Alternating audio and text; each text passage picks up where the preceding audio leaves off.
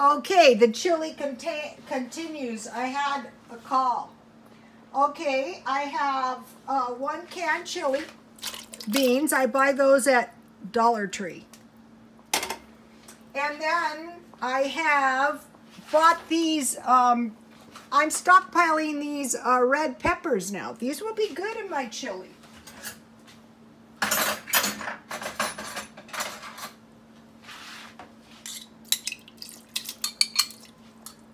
And there's also garlic in this.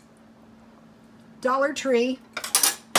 And then what I have is I have beef broth.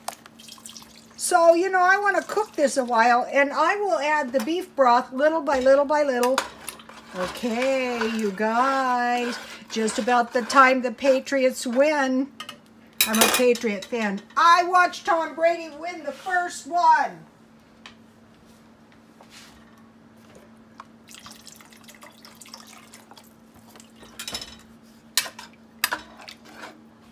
When the Chargers left us, I go, that's fine, I'll be a Patriot fan very easily. Okay, you guys, here is my chili recipe. I also posted this on Twitter, and God bless you all.